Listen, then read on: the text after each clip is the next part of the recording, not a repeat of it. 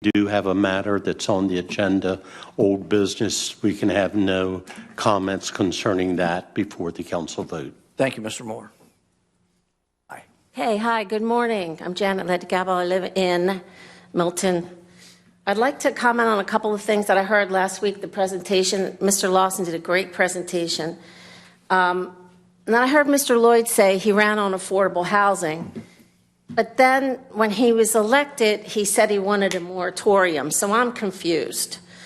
The coastal area can get $2,000 a month for a one-bedroom apartment overlooking the back of a Walmart at Sea Glass Apartments.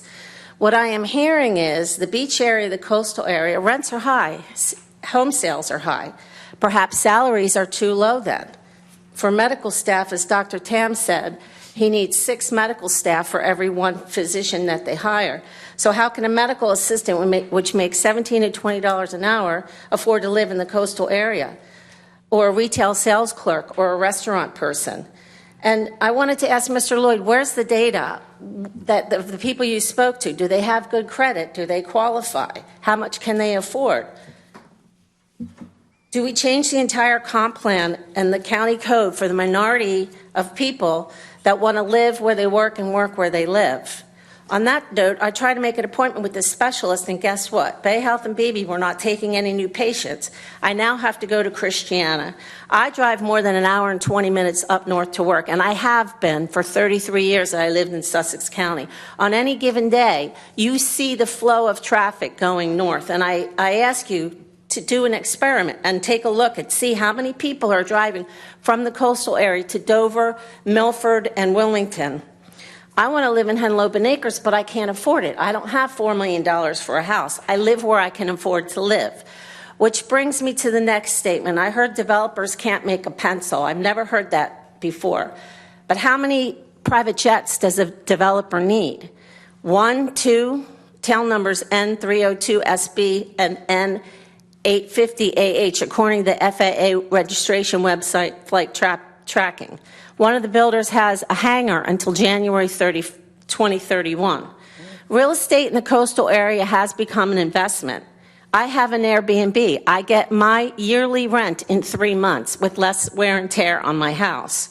I was approached by a realtor who has a Korean investor that wants to buy 10 Airbnbs in the area. If you build more apartments and condos, who will police these so that they don't become Airbnbs? And I want to thank Councilwoman Grunenbaum because she did put conditions on Belle Meade, because what's going to happen is they're all going to turn into Airbnbs. Like the flats at Coastal Station, which were built as apartments, Whaleyland, and before the paint was dry, now they're sold as condos. I want to thank you for putting conditions of approval on Belle Meade, and I want to thank you all for your time. And hopefully we're going to get the comp plan correct this time around. Thank you. Thank you.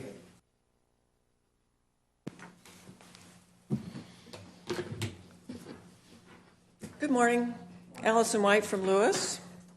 I have some concerns about a topic the council discussed at last week's workshop, namely the discussion around incentivizing the Sussex County rental program by increasing density and designating SCRP projects as by right.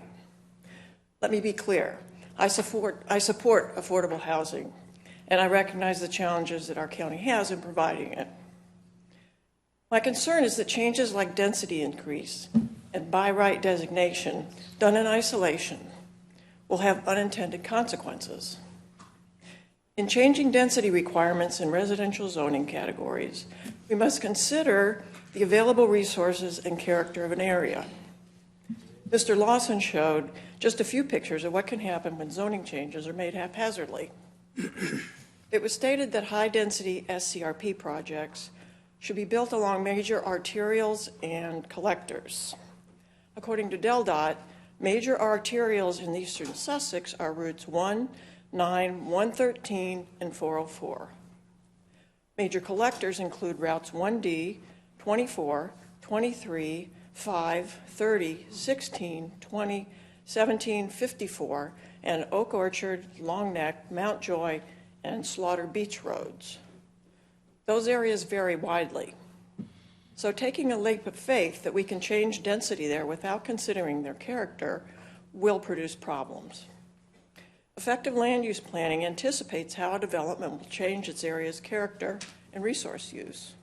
It must be orderly, based on a long-term vision for the area, and ensure that resource needs are met and existing assets are not degraded.